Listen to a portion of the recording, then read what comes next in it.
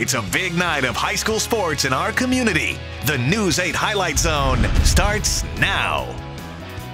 Good evening. I'm Greg Wawrinick. Charlie Clifford will join us in a little bit. Tonight is Level 3 of the WIAA playoffs, the equivalent of a state quarterfinal game.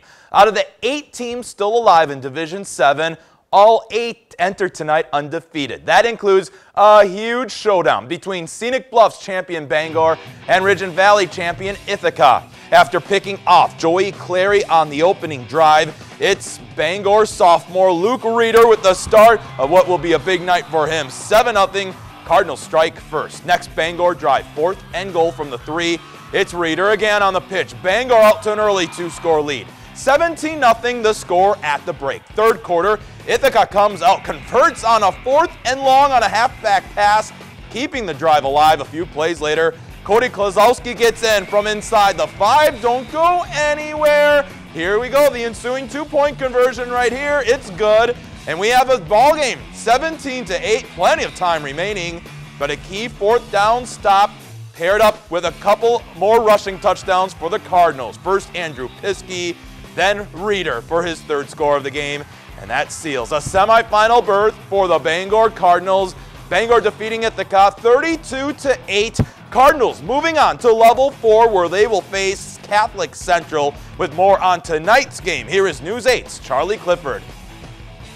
Greg, 32-8, Bangor takes care of Ithaca. They're on to the D7 semifinal. I'm joined here by Luke Reeder and Sam Johnson. Sam had a couple of picks tonight. Coach said before the game the defenses were going to dictate what happened out here tonight. Talk about those 4 first-half turnovers you guys caught. Well, I mean, we went out there. We knew they were going to pass and throw. We went out there with a great game plan, thanks to Coach. They really put us in the right position for knowing exactly when they were going to throw and what they were going to throw. So that really set us up for success. Thank you, Sam. Good luck next week. Here with Luke Reeder, first career 3-touchdown game tonight.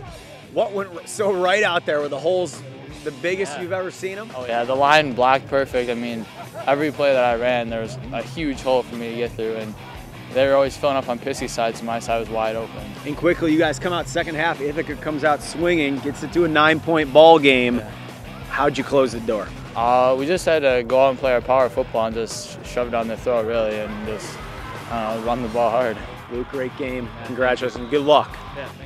Greg, that's going to do it here from Bangor. 32-8, the final. The Cardinals are moving on. Back to you.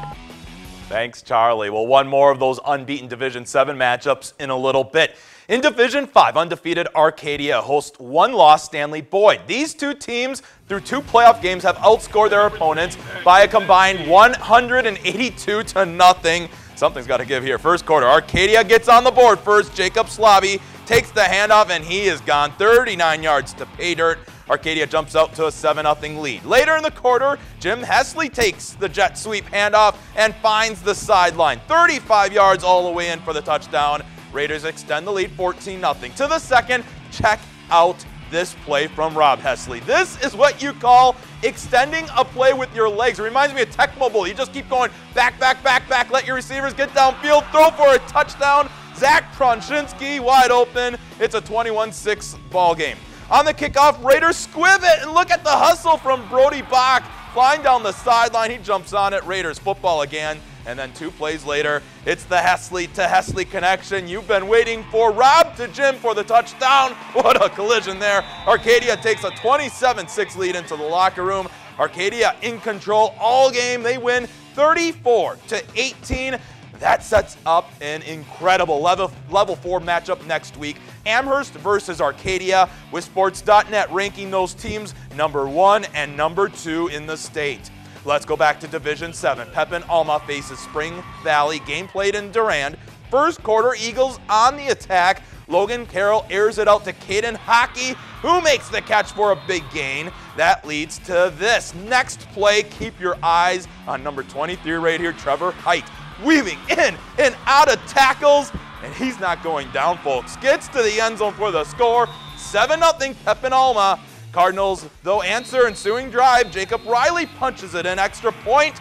Miss. That's going to play huge. 7-6 the score. To the second, Eagles trying to move the sticks on 4th down, but Carroll's pass batted down. Spring Valley takes over. but the Peppinoma defense answers right back. Hockey, this time with a big sack to stall the drive. It stays 7-6 until the fourth quarter when teams exchange a pair of touchdowns each. Peppinoma leads the entire way. They win 21-20. Coleman now stands in the way of the Eagles making a repeat trip to state.